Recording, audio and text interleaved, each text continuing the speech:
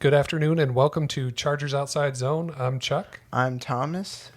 And today we are looking at way too early 2023 mock drafts. And how it affects The Los Angeles Chargers. the Los Angeles Chargers. You can really see that we've hit the true off season, the really dead time of the year, if you will. Yes, at some point we'll be talking about ranking quarterbacks. Yeah. And so I think you mentioned to me the other day, hey, why don't we do a way too early mock? And I was like, that seems like an uphill climb. Why don't we just take a look at what other people have done? So that's what we're going to do today. We're going to pull out how those relate to the Los Angeles Chargers and just some insights that we've taken out of these way too early mocks. So, and we might look at my top four. Towards the end, we'll look at your projections for the year, the draft order, and go from there. Sound good? All right. With that, this is a father-son hobby where we focus on long-term team building. Obviously, if we're looking at 2023 way too early mock drafts, that would be under the umbrella of long-term team building. Yes. We are not experts, so we'll probably get something wrong in here. We do not talk about gambling or betting, and we don't talk about fantasy, and we stay away from hot takes. Yes. All right. Which we have done really well at. Awesome. So, as part of this, I wanted to take a look at the 2022 draft picks. I think we all know the names, but just to see them on the list here once again, you have right guard Zion Johnson. We'll see if he starts at right guard or shifts to left guard along that offensive line. Right now, penciled in at right guard. Safety J.T. Woods, running back Isaiah Spiller, defensive tackle Tito Agbanya, offensive lineman Jamari Sawyer, couple of corners Jasir Taylor, Dean Leonard, and then fullback Xander Horvath. So a lot of these players towards the back end have to find that roster position to make the 53 or the practice squad, and we'll see how all that comes together. But, we did a wrap-up of the 2022 draft, and when we left that draft, we kind of still felt like, what are we doing at right tackle, or what are the Chargers doing at right tackle? Yes. And what are the Chargers doing at edge 3? So nothing was done at those two positions in the draft. We signed a stopgap. Right. We did edge 3.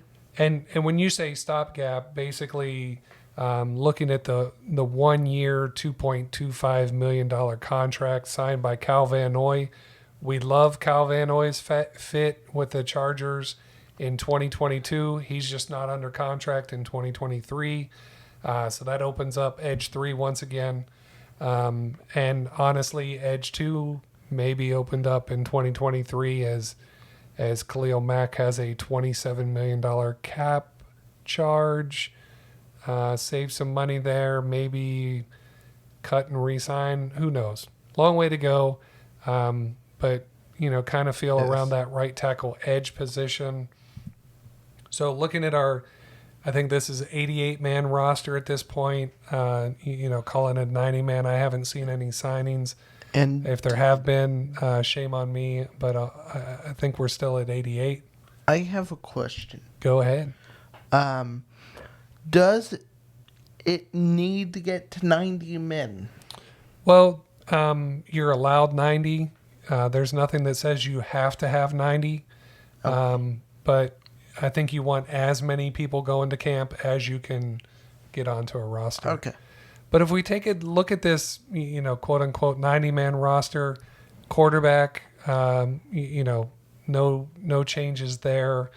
You've added the Chargers have added to that running back room with Isaiah Spiller, so we want to see how he plays out this year to see if added to that room, does he now make that running back room a 1-2 punch with Austin Eckler and take care of running back at least in 2023.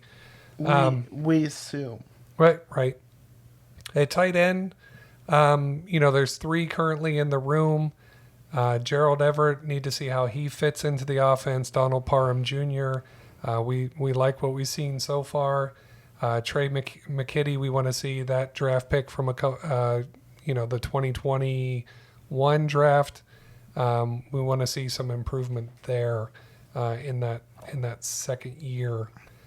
The Chargers did not add to the receiver room through the draft in 2022, so there's some potential there.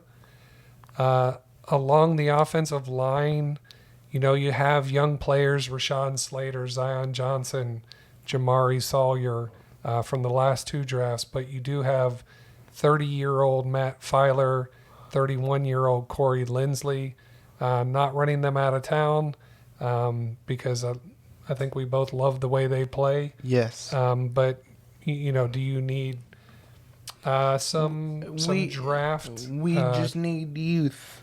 Some potential youth if nothing along this line this year. If we don't see development elsewhere. We definitely want to see development in Jamari Sawyer.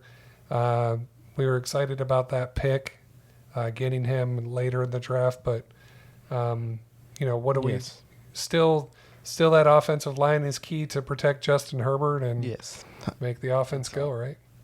It's always key. On the defensive side, once again, not sure, Jerry Tillery is likely gone in 23.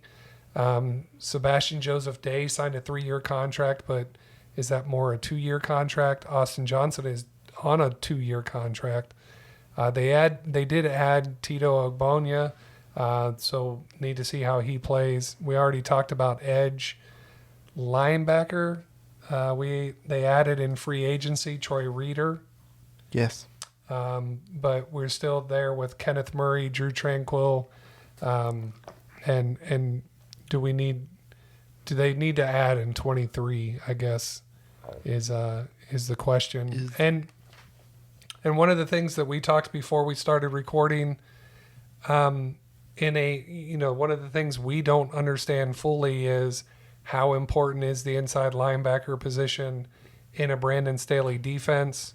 Is it more important to have the defensive line, the edges, the secondary, and less priority on that linebacker crew playing the middle? We'll see, right? We'll see. Maybe as an episode, we'll look at how a Brandon Staley defense. The head coach that he took the defense. Yeah, go ahead. From. Take a look at Vic Fangio's defense and what he prioritized as far as star players. It's a good idea. Yes. I like that idea. Corner, J.C. Jackson, Asante Samuel, Michael Davis. Is there room opposite J.C. Jackson outside to be determined? Nasir Adderley, it's safety. He's in his last year. You think a Derwin James extension is coming soon, and J.T. Woods, obviously have to see how he develops in his first year. So just wanted to show these just for some context as we move towards these way too early mocks. Yes, as context. Yeah. So here is Joe Marino from the Draft Network. He put out his way too early mock draft on May 21st. And at pick number 25, he has the Los Angeles Chargers taking cornerback Tony Grimes out of North Carolina.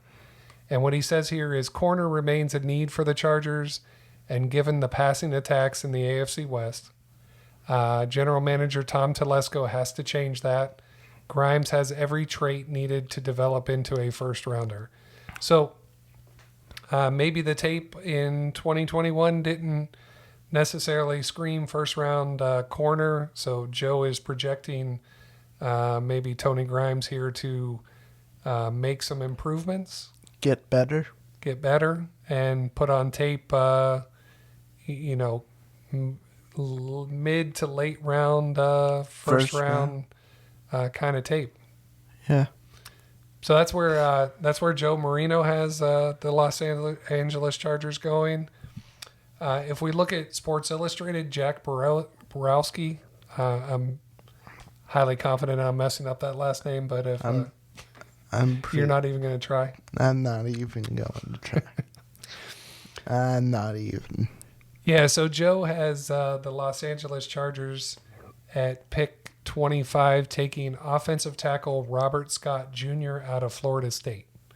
So this seems to be a carryover from 2022, not filling that right tackle position.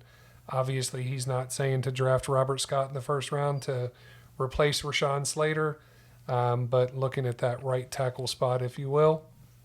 Yes. We can all get behind that. Yes, we can.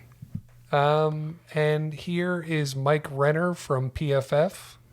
Mike, and we have on the YouTube video these guys' Twitter accounts pulled up. So if you watch the video, you can see their handles on Twitter and can go out and follow those guys if you like. Mike here has the Los Angeles Chargers picking at number 26. Offensive tackle Broderick Jones out of Georgia.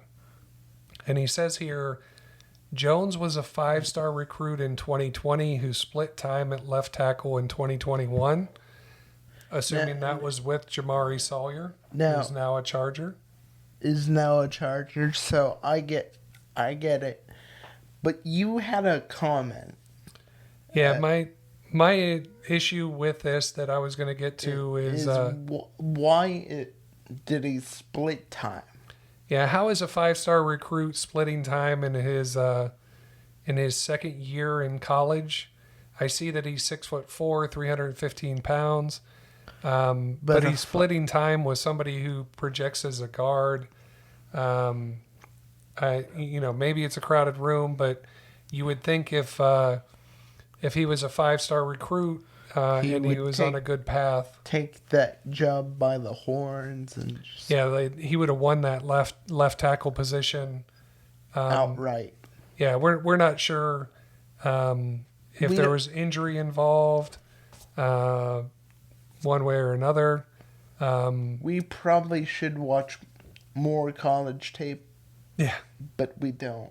Yeah, I also like how Mike starts out his article here about the way too early mock.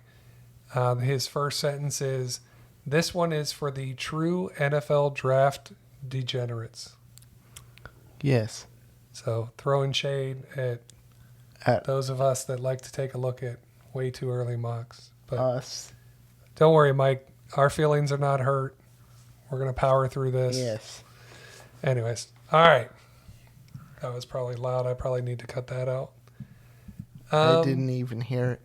Now, here's the thing. Here's the thing. We got a tight end here, right? Yeah, so that's like Kyle Pitts. Yeah, so CBS Josh Edwards, he has his mock here, way too early mock, with the Los Angeles Chargers picking 25th, taking Eric Gilbert, wide receiver out of Georgia. He has him listed here as 6'5", 248 pounds, and that is a giant wide receiver at first look. But if you read some other stuff, he is currently playing tight end.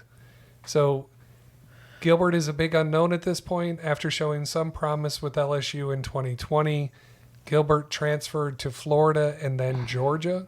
He missed the 2021 season in its entirety.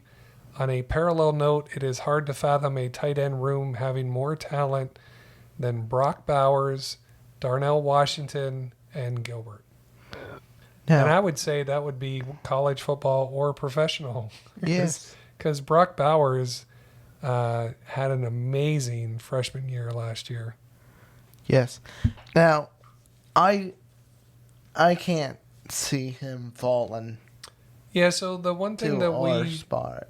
Yeah. I guess we'll get to that here in a second.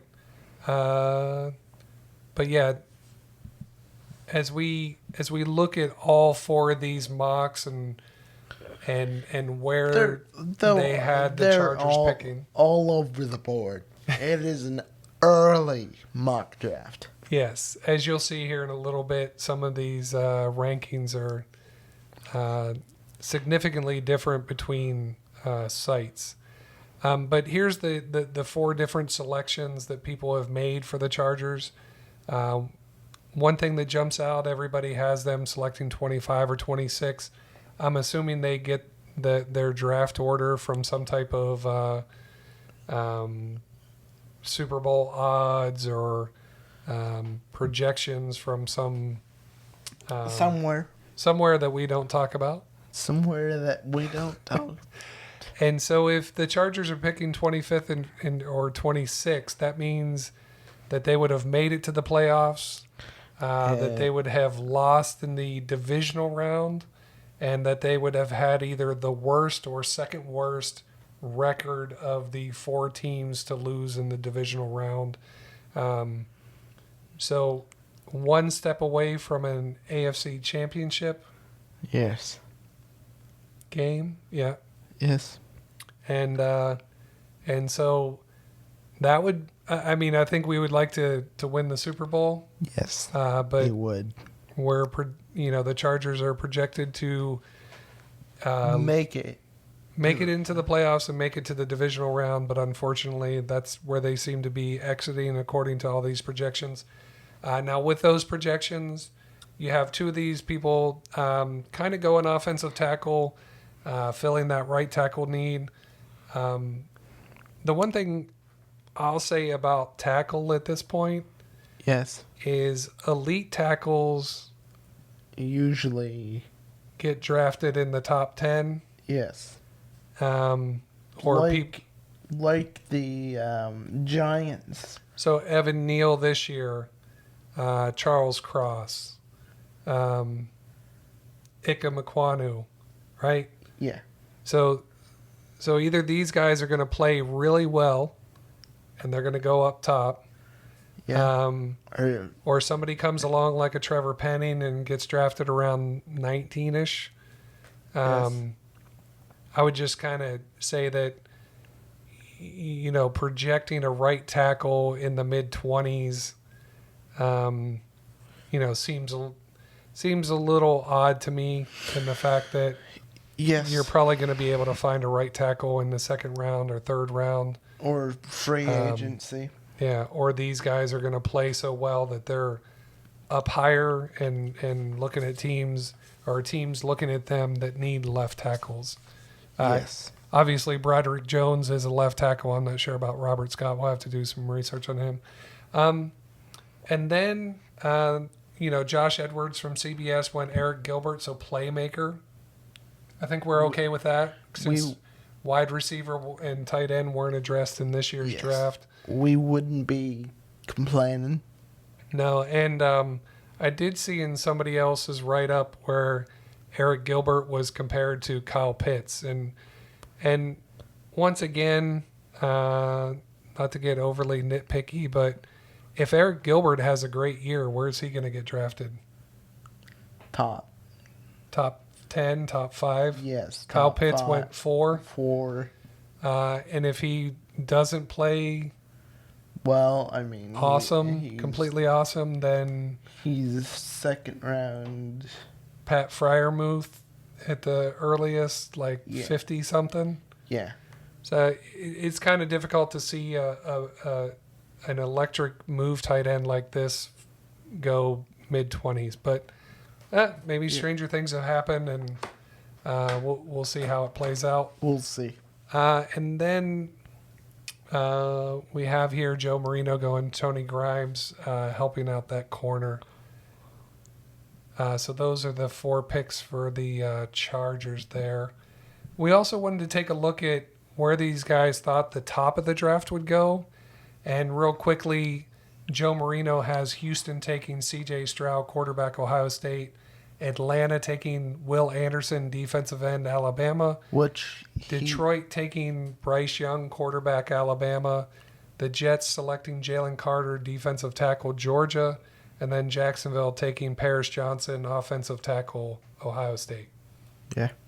So that's one of those offensive tackles towards the top of the board, top 10. And we'll have to see how he plays out. Yes. Jack Borowski from Sports Illustrated, he went in a different direction. He actually had Houston selecting Will Levis, quarterback out of Kentucky, with Atlanta going Bryce Young, quarterback, Alabama. Interesting to see that Atlanta would go back-to-back years drafting quarterbacks with Desmond Ridder. Obviously, I wouldn't. Obviously, this projects that Desmond Ridder doesn't have a great rookie season and that Atlanta needs to do something different. It could happen. Yeah. But Yeah, I would. Yeah, so then he has Detroit going Tyler Van Dyke, quarterback, Miami, Florida. So he makes a top 5. Jacksonville selecting Will Anderson, defensive end, Alabama. And Carolina taking C.J. Stroud, quarterback, Ohio State. So you see Stroud here falling to QB 4. Still a top 5 pick, but, falling from that number 1 pick. Yes. Mike Renner from PFF, Houston going Young, quarterback, Alabama. Atlanta going Will Anderson, defensive end, Alabama. The Jets going Jalen Carter, defensive tackle, Georgia. Detroit going C.J. Stroud, quarterback, Ohio State. And interestingly, Jacksonville going Eric Gilbert, tight end, out of Georgia. I think this is where you see that Eric Gilbert has the potential to be that Kyle Pitts type of tight end. That move tight end, exceptional athlete at 6'5", 248 pounds. Yes. And would be, so it'd be interesting to see if somebody in that make and frame were to fall to 25. I don't see that. Play.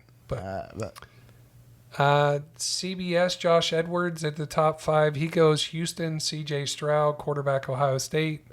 The Jets, Will Anderson, defensive end, Alabama. Detroit, Will Levis, quarterback, Kentucky. Jacksonville, Jalen Carter, defensive tackle, Georgia. And the New York Giants taking Tony Grimes, cornerback, UNC, North Carolina.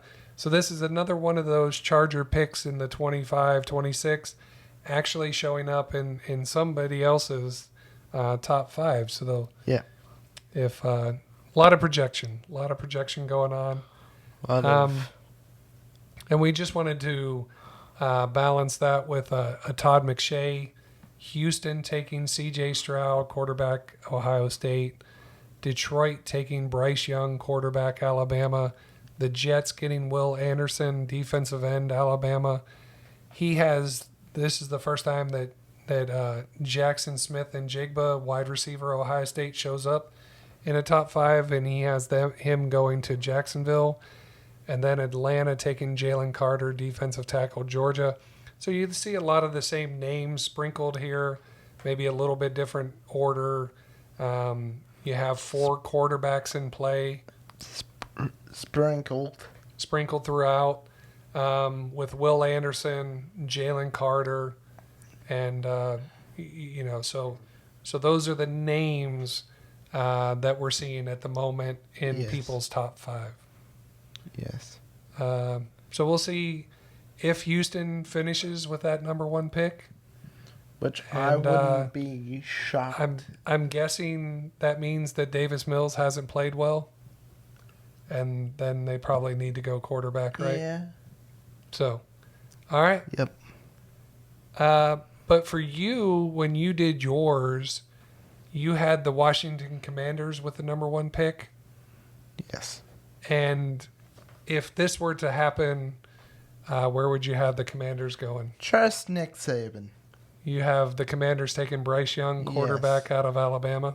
Yes. That's probably a good call. And then you have the Panthers, number 2, the Seahawks, number 3, and you said in the pre-meeting that that means that neither one of these teams picked up a Baker Mayfield. Yes. And so Baker's not in play here in 2022. Do these teams, if Baker doesn't end up on one of these two teams, he ends up somewhere else and doesn't play well, then he's probably out Of the NFL. of the picture, for these teams in 2023. Altogether. So with your Commanders, Panthers, Seahawks, and Giants, you think all four of those teams go quarterback? Yes. With Bryce Young, followed by Van Dyke of Miami to the Panthers. The Seahawks taking Will Levis. Yeah. And C.J. Stroud ending up a New York Football Giant. Yes.